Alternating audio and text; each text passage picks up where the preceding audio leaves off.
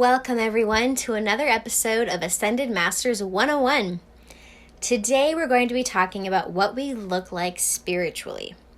We've heard so often that we're not just our physical bodies, that we're more than that, and we know that and feel that, but what does that mean? Are we just a soul floating around that looks like a cloud or maybe a dove or something? We hear a lot of talk in spirituality today about our higher selves. How does that play into who we are and what we look like? Now, very thankfully, the Ascended Masters have described this in detail, more than what we can discuss in one video, but we'll cover the basics. In Mark 8:24, the blind man, whose vision had been restored, said, "I see men as trees walking," King James Version. Now, this is actually pretty close to the truth. Now, this chart is what you look like spiritually. It is the chart of your divine self. It's the image and likeness of God in you. This true self is the mystical heart of the world's religions and illustrates many of the cosmic truths that have been discovered by the great mystics of East and West. This chart is made up of 3 parts, which represent the trinity of your identity. So let's jump in. The lower figure in the chart is the one that you're most familiar with. It's the you that gets up and goes to work, hangs out with your friends and family, and is trying to overcome your bad habits and be a better person. It's the part of you that's not yet perfect, that is still in the state of becoming all that you were ever meant to be. It's the you that has a physical flesh body and who is learning and growing in the schoolroom of earth. It's the part of you that's mortal, but that can become immortal. If you look closely, you can see a little flame in the chest of this figure. This is the threefold flame of life. It is threefold because it is made up of 3 intertwining plumes of light that represent the power, wisdom, and love of God. The threefold flame is an extremely precious gift because it is literally a spark of God himself that he has transmitted from his heart to each one of our hearts. It's a very tangible spiritual flame that is focused within your physical body, approximately at the heart. This is why we hear so often that to find God, we must go within or enter our hearts or center in our hearts. For most people, their threefold flame is about 1/16 of an inch, so pretty small. This flame is something that we can tend like a flower and grow and intensify and expand as it glows upon the altar of our hearts. This flame is what gives us consciousness and self-awareness. It's actually what makes us different from animals. Now, the lower figure is surrounded by what looks like violet fire. This is also called the violet flame. It is an incredible spiritual tool that is a gift from the Ascended Masters and is used to clear our burdens and negative karma and to expand God's mercy and love and joy in our being. It dissolves misunderstandings and helps us to forgive and let go. It clears and frees our minds from those revolving negative thoughts and memories and feelings that are so hard to get rid of. Essentially, it helps free us from all those things that bog and weigh us down and keep us from feeling happy and free and centered and close to God. Since getting rid of this extra dross is so vital on the spiritual path, the violet flame is key to your spiritual progress. If there is only one thing that you take away from the Ascended Masters teachings and this channel, I would say that it would be the incredible benefit and boon to your spiritual path of the use of the violet flame. People who apply it in their lives, I have seen, just become literally transformed, even within a short period of time. You can apply it in your life anytime, any day, by reciting the mantras to the violet flame. To learn more about this, look for my video about the violet flame. Instead of watching a cat video on YouTube, watch this violet flame video. I promise you it will be the best thing you ever did. Now, this tube, do you see that tube that comes down around the violet flame? It's called the tube of light. It is a protective white light of God that protects us and seals our chakras and our aura from the heavy weight of darkness that's on the planet. It is so critical to our spiritual safety. You can invoke the tube of light around you to protect you as you go about your day by using the science of the spoken word.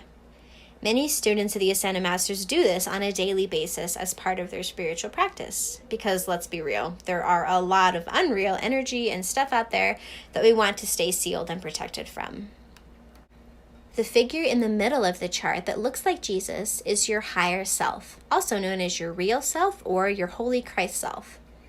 This being has been referred to by the Christian mystics as the inner man of the heart. Depending on the spiritual tradition you come from, you can think of your higher self as your inner guru, Atman, or chief guardian angel. Now, your Holy Christ self is, without question, the best and truest and dearest friend that you will ever have. As you're evolving in time and space in the schoolroom of earth, your higher self is the version of yourself that you are destined to become one with. Your higher self actually speaks to you as your voice of conscience, that still small voice in your heart that tells you the right way to go and what the right decision is to take. Your higher self is also called the mediator because it is that portion of your being that is real enough to stand in the holy presence of God, which is the top figure in the chart. It can therefore translate to you and I, the not yet perfect soul, a part of the perfection of the I am that I am. So your higher self is right there, helping you and guiding you with every step along the way, if you will allow it. James 4:8 says, "Draw nigh to God, and he will draw nigh to you." So the closer you move to your higher self, the closer your higher self can come to you. For some people, their higher self is further away because maybe God isn't a big part of their lives. For others, their higher selves have been able to draw very near to them because they have sought out God. Just like anything, the more you put into it, the more you get out of it. And this is such an incredible spiritual experience that the saints and mystics who have gone down this path have often struggled to put it into words. St. John of the Cross wrote a poem called The Living Flame of Love, in which he attempted to describe his experience of being transformed by this power of divine love. In his book, The Practice of the Presence of God, Brother Lawrence speaks in prose about the awesomeness of his daily experience of living hand in hand with God. The list goes on and on. I would say that falling in love with your higher self is one of the funnest, most tender, and incredible parts of the spiritual path. And don't let your lower self convince you right now that it's not for you, or that it's too hard, or whatever nonsense it might be throwing at you right now. Your higher self is right there, just waiting for you to make God a greater priority in your life so that you can develop this amazing relationship as well. In the next video, I'll discuss ways in which you can draw closer to your higher self, so make sure you've subscribed to this channel so that will pop up for you.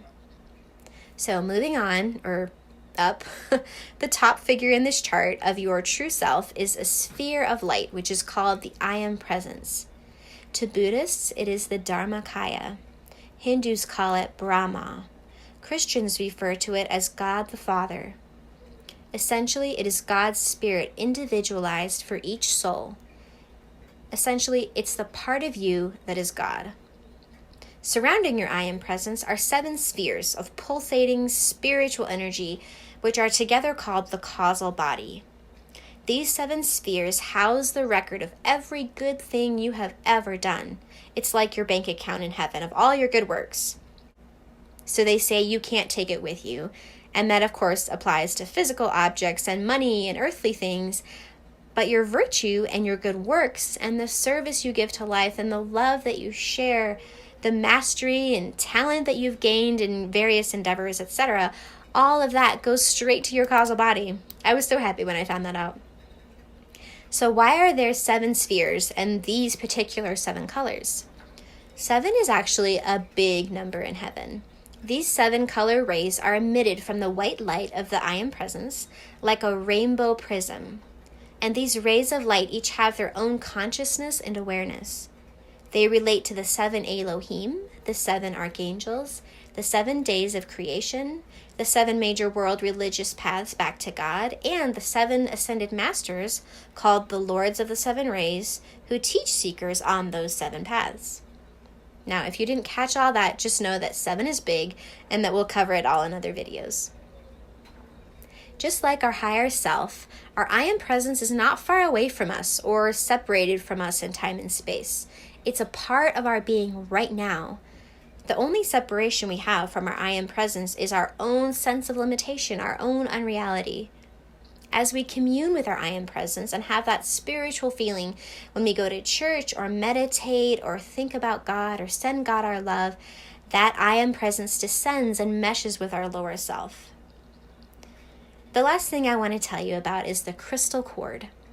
This is the shaft of white light that comes down from the heart of God through the I Am Presence, through your Holy Christ self, and down to you as you go about your business in life. If you place your hand on the top of your head, this is where your crystal cord enters your body. Your crystal cord nourishes your precious threefold flame as well, and it is the umbilical cord, the lifeline, if you will, that connects you to spirit. Isn't that amazing? You probably never thought that you had a spiritual umbilical cord, right? I love that concept. It makes me feel so connected to and supported by God. Just as babies evolving in the womb of the mother are connected to and nourished by the mother through that umbilical cord, so we as souls evolving in time and space are also connected back to the very heart of God through our crystal cord, and are spiritually nourished by the light that comes through that cord.